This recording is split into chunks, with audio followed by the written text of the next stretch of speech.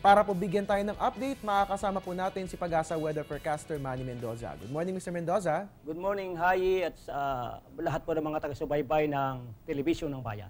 Alright, Mr. Mendoza, ayon po sa weekly weather outlook ng Pag-asa, meron po mabubuong tail end of a cold front today at ito po ay mag-e-extend sa Central Luzon, Quezon at Bicol. Para po sa kapakanan ng ating mga kababayan, ano nga po ba yung tinatawag natin na tail end of a cold front at ano po ba yung kaakibat na panahon ng nasabing weather system?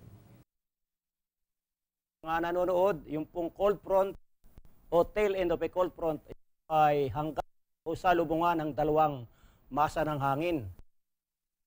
Yung masa ng hangin, yung po nanggagaling sa Northern Hemisphere, yung po ay tinatawag nating continental air mass. Pangalawa pong masa ng hangin, yung po ay tinatawag nating maritime air mass. Ito po ay nanggagaling sa karagatan.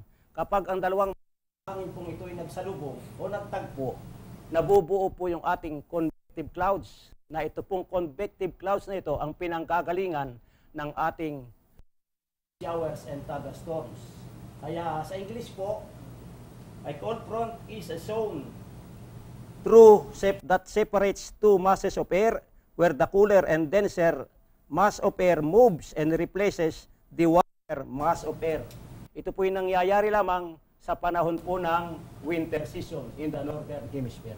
Alright, maraming salamat po sa kaalamang inyong hinatid sa amin, Mr. Mendoza. Yan nga po mga kababayan, nakararanas nga po tayo ng tail end of a cold front dyan po yan sa Hilagang Luzon. At dahil nga po dyan, asahan po natin ang mga pag-ulan na dulot nito dahil nga po itong pagsasalubungan ng dalawang hangin ay nagge-generate ng convective clouds na siyang nagdadala ng rain showers and thunderstorms. Ito naman po, Mr. Mendoza, pag-usapan po natin ito para sa purpose ng disaster preparedness. Pagkatapos manalasa ni Bagyong Yolanda at ni Bagyong Zoraida, meron na po ba tayong namamataang panibagong bagyo na nagbabadyang mabuo o pumasok sa Philippine Area of Responsibility? Actually, sa ngayon sa aming weather interpretation ng mga data sa mga mapa dito po sa Pag-asa, wala po kaming nakikita na mga namumuong sama ng panahon within the Philippine Area of Responsibility. Ang nakikita po lamang namin ay tail end of a cold front affecting extreme northern Luzon or northern Luzon na weather system. Maging ang Northeast Monsoon din po ang nakakaapektong weather system sa bansang Pilipinas. Para po sa kaalaman ng lahat, totoo po, wala pong low pressure area within the Philippine Area of Responsibility. Alright, magandang balita po yung mga kababayan. Wala po tayong namamataang anumang bagyo o low pressure area sa Philippine Area of Responsibility. Maganda nga pong balita ito, especially sa mga kababayan po natin sa nasalanta ng bagyo, nang sa gayon makapag-rebuild po tayo at tayo ay makabangon sa ating trahedyang sinapit. At Mr. Mendoza, bagaman nakaalis na po ng bansa, dama pa rin po natin ang epekto ni Bagyong Yolanda.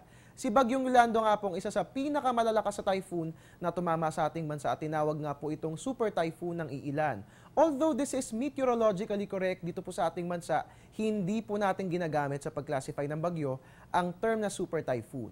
Ano nga po ba ang dahilan bakit hindi po natin ginagamit ang super typhoon sa pag-classify ng bagyo dito po yan sa Pag-asa? Totoo yun, Hari. Ginagamit lamang natin ang pagka-classify ng bagyo ay yung tropical depression, tropical storm, and then typhoon. Kasi nga po, yung pong mga media ang naglalagay lamang ng super typhoon. At sa ibang bansa, hindi rin po sila gumagamit ng super typhoon. Kasi nga po, ito nga pong super typhoon, ang sabi ng mga media, malakas na bagyo. Kaya super typhoon po ang ipinagagamit ng mga media, lalong-lalo na nga po sa bansang Pilipinas. Pero kami po sa Pag-asa, hindi po kami nagpapagamit ng super typhoon.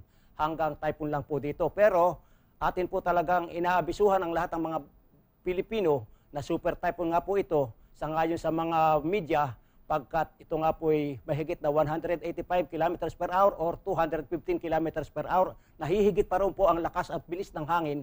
Yung po, amin na rin po pinapayagan na gamitin ang super typhoon pagkat totoo po namang malakas katulad po ng bagyong si Yolanda. Alright mga kababayan, at least ngayon nalinaw na po natin itong paksa na ito na mainit na pinag-uusapan ngayon.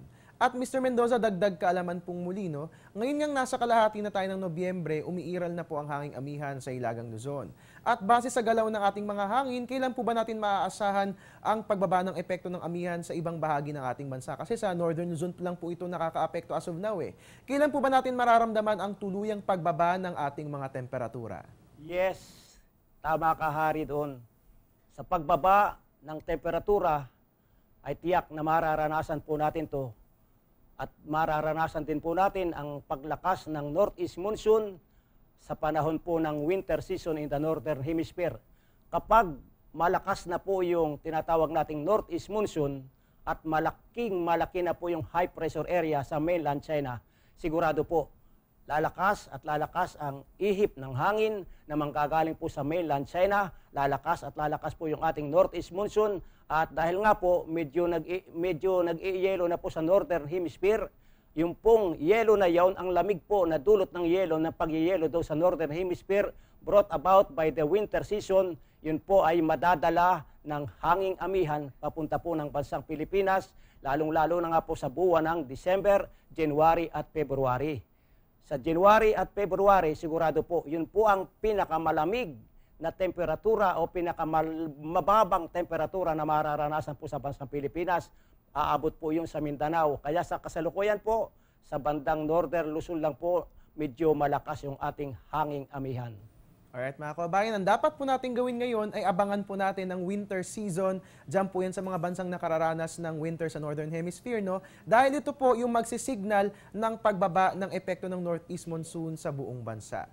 At Mr. Mendoza, dahil nga po Lunes ngayon, no, para mabigyang gabay yung ating mga kababayan sa pagsisimula ng isang panibagong linggo, ano po ba nga asahan nating lagay na panahon ayon sa 5 AM weather forecast ng Pag-asa?